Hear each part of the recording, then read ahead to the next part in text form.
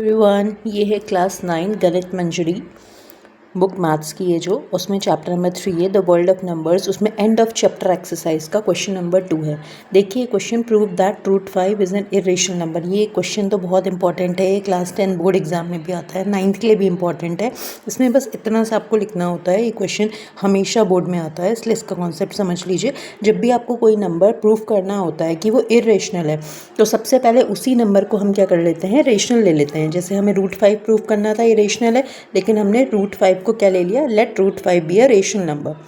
ठीक है, रूट 5 को जब हमने रेशनल नंबर कंसिडर कर लिया, तो जो रूट 5 है उसको हम किस फॉर्म में लिख सकते हैं, पी बाई क्यू के फॉर्म में लिख सकते हैं, क्योंकि जो रेशनल नंबर्स होते हैं उनको हम पी बाई क्यू के फॉर्म में रिप्रेजेंट करते हैं, जहाँ पर पी और क्यू होते हैं इंटीजर्स होते हैं। और एक और कंडीशन होती है कि जो क्यू होती है, क्यू की वैल्यू 0 के इक्वल नहीं होती है। बाकी पी और क्यू इंटीजर्स होते हैं, ये कंडीशन होती है। और पी और क्यू को प्राइम भी होते हैं। को प्राइम नंबर्स क्या होते हैं, को प्राइम नंबर्स वो होते हैं जिनका फैक्टर, कॉमन फैक्टर सिर्फ 1 होता है, 1 के अलावा कोई भी नंबर नहीं होता। ये हमने अज्यूम कर लिया कि रूट 5 एक रेशनल नंबर है। ठीक है, अब ये जो इक्वेशन आई हमारे पास, root 5 is equals to p by q, दोनों साइड हम स्क्वायर कर देते हैं, तो ये हो जाएगा 5 is equals to p square upon q square. ये बन के आ गई। अब क्यू स्क्वायर को हम 5 के साथ ले जा सकते हैं, तो p square is equals to 5 q square आ गई, इक्वेशन नंबर 1 बन गई।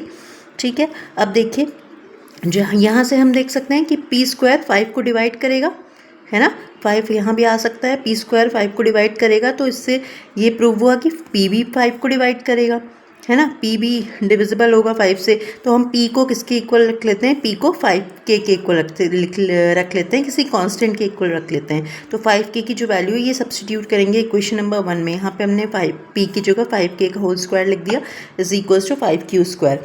अब जब हम इसको ओपन करेंगे आएगा 25k square is equals to 5k square, 5 से 25 कैंसिल हो गया, 5 times 5k square is equals to q square. ठीक है, अब देखो जैसे हमने यहाँ प्रूफ किया था कि पी स्क्वायर 5 को डिवाइड कर सकता है, अब हमने प्रूफ कर दिया क्यू स्क्वायर भी 5 को डिवाइड कर सकता है। जब क्यू स्क्वायर डिवाइड कर सकता है तो क्यू भी डिवाइड कर सकता है।